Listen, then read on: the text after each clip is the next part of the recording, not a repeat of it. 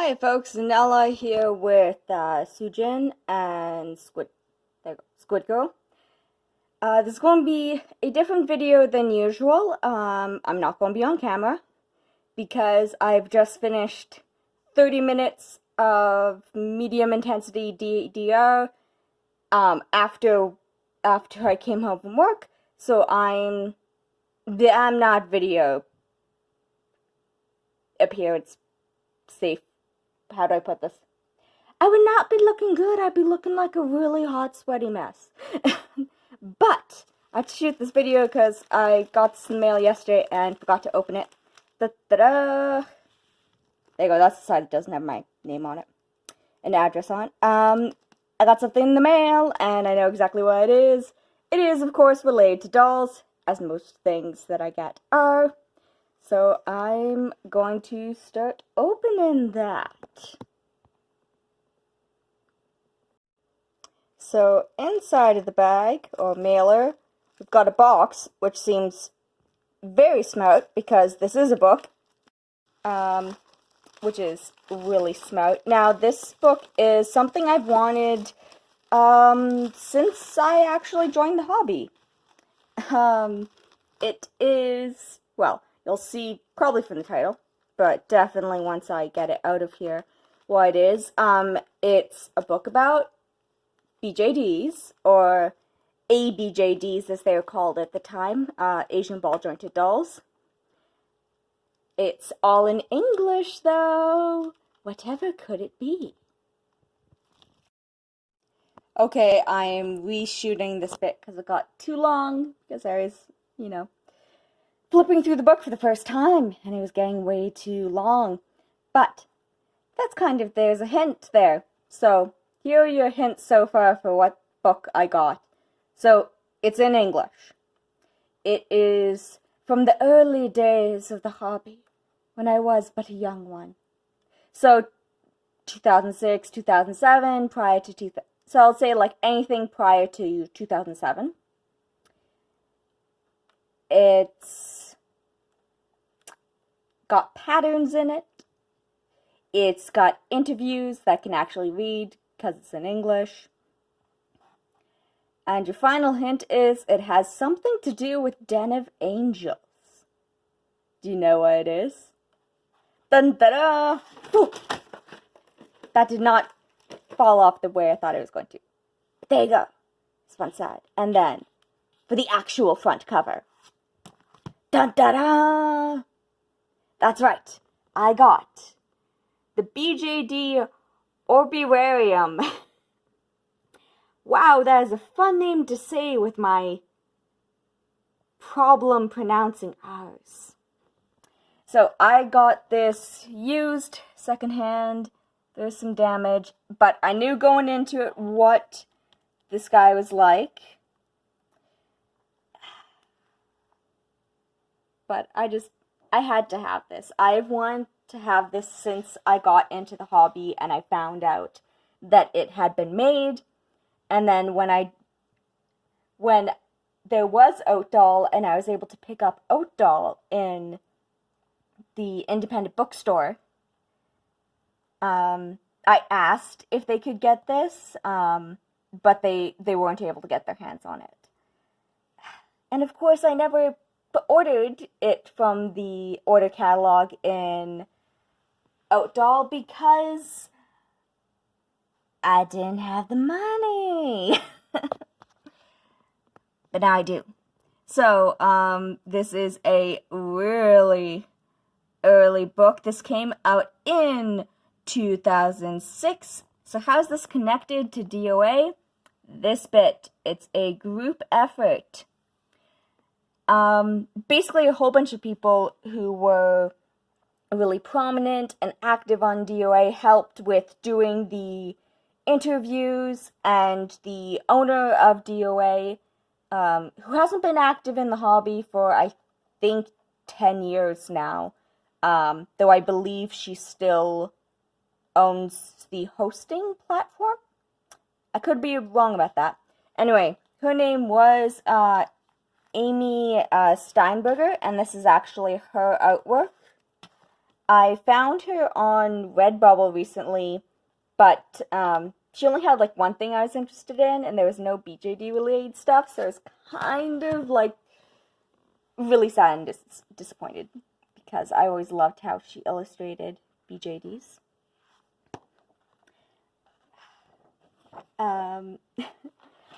No, there's actually a really interesting section in here that this is the reason why I took forever, so I'll just do it as a separate video.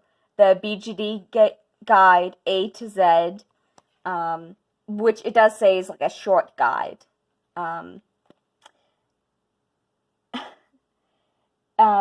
It's kind of interesting which companies are still around from that, and there's a DOA thread where people actually like update it with, you know, what happened to the companies.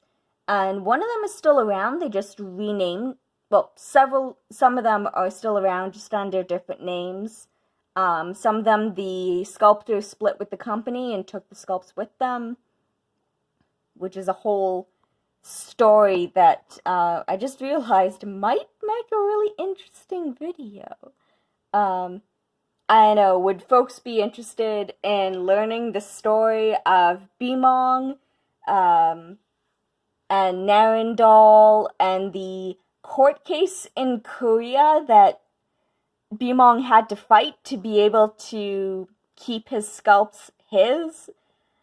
And then the whole thing with the distribution, the English language distributor from America. Let me see if I can find their page.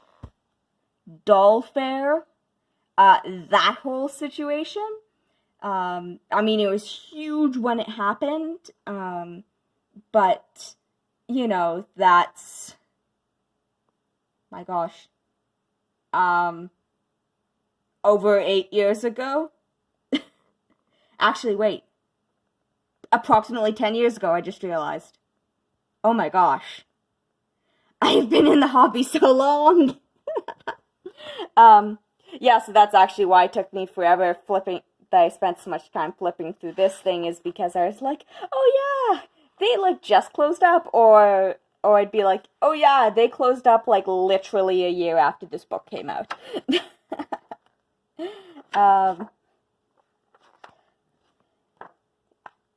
But anyway, so there's patterns, Hypermaniac. So I never got any Hypermaniacs, but I loved their aesthetic, and it really, some of the sculpts really resembled some of the stuff that Soldar was putting out at the same time. So, like this one in particular here, which, considering sculptors being named by BJD companies, is a really new thing. I mean, very well, some of them may have worked with other companies that were also based in Korea. Yep, got some pretty stuff, keep flying through. Oh, there's so much you know in this, and so much folks. So much you know of. Talking about sizing patterns, how to do jeans. Now the thing is, a lot of these, you can find tutorials that are more up to date online, or you can find tutorials that incorporate videos instead of just the picture and a description. But for me, having it like in my hands can be easier to follow along, but also, sorry, this is someone who is doing jewelry. One of the things I do is I do a lot of outreach for the BJD club here in central Canada, and me having like paper materials actually really helps people, and they just come by and flip through. So this is talking about taking pictures. Now, obviously, cameras have changed. There's a lot better things of, like, autofocusing. And a lot of these pictures, we might just say that, you know, they're kind of, like, average. They don't have all the special effects. But I think there's something to be said for, like, it, you know, the photo speaking to you without having all of the extra effects going on, like doing a whole bunch of photoshopping. Like, a lot of these are just mentioning studio lighting, which is cool. A restringing tutorial. Wait. Aha! Okay, I might have to check to see if I can follow this, and if it does this guy a lot, because I need to put together Usagi, and she has that torso with no middle, with only one piece. And, I've only strung dolls with 2 or 3 parts. So that's gonna be fun. So yeah, so there's kind of... Now, once again, things have kind of changed. You know, there are other ways of following, and sometimes following a restring tutorial is faster for some people, rather than trying to figure out and reassemble something based on pictures. But I know it's pretty good. Oh, that was a classic mod. There we go. Piercing the ear. Now, this is the actual piercing with metal, with drill, instead of doing the glue on. I always go for the glue on, not the actual pierced, but I do have some dolls whose ears were pierced. Body blushing. Oh, hey, that is actually mentioned in Airbrush. That surprises me, because using an airbrush was really uncommon. It was far more common to simply use pastels. And through the magic of things not being, color not showing up well on my phone sometimes. So, you know, unblushed, and then pastel, and then airbrushed. Yeah, I'm really surprised, but this might be someone who was a face-up artist who was doing a bunch of stuff, I'm thinking. Just because, most people in the hobby did not have an airbrush in 2006. But it's also good that this one covers how to do it with pastel and airbrush, and then doing manicures. Things on face-ups. And I'm just looking. Okay, she is mentioning, like, some, like, sanding stuff, and that's doing, some mod work. And doing some other stuff. Now, once again, she is actually... Let me check the name. It looks like it's the same person still. So whoever's doing this is using airbrush, which really surprised me. Most of the tutorials back then were just pastel. Pastel and paint.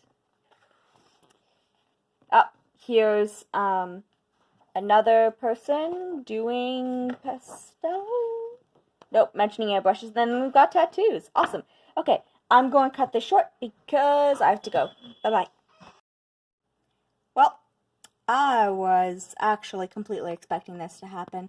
I mentioned it in my first go at talking about this book, but I don't know if I have mentioned it yet. But one of the things is that this book is really done up like a super thick magazine, which has not been kind to it over the years. So this stuff here is from me flipping through the book carefully once. That's all the glue. So basically I'm going to look up and see what glue I can put in its place. The other side hasn't broken yet, so I'll do them later.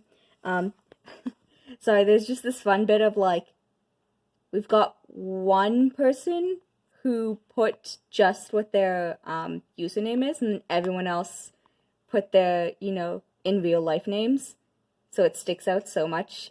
It's very funny. Unless that's someone who's also a photographer. Okay, I was looking to see, like, sometimes it'll be like a sculptor name. Though, like I said, that was really rare at the time for us to know any names for sculptors. I'm going to say it's really actually probably because of Bimong that we know the names of sculptors. But, the more I think about it, the more I'm going like, yeah, I want to do a video talking about the whole thing that happened with Narindoll and DollFair and Bimong suing Narindoll to get his sculpts back. Because it was a really crazy ride, and there was so much of it that we didn't know at the time. There's only really, like, come out in bits and pieces, and it's predominantly because, it was all happening in South Korea, and DollFair didn't inform us that this was going on. It was someone in the Den of Angels community somehow got a tip-off and luckily could read Korean and was able to read this stuff. Anyway, I'm sure I'll find out more fascinating information as I research it. Yeah, I'm going to look up and see which type of glue I can use to glue this back. Luckily, this guy does also have, this thing's got the silver. Let's see, silver, here we go. It's actually a clear little covering. So that's kind of holding some stuff in place. And luckily this bit hasn't split yet. But I'm fully expecting that will at some point. So I'm going to try and fix it as soon as I can. Clean off the old glue, put on some new. And then we'll be good to go. Okay? Bye, everyone. Squid Girl's here because I was getting ready to take a picture. And then realized that the bookbinding had broken. So, yay! Okay. So that is what was in my package. So excited. Okay. Bye-bye, everyone.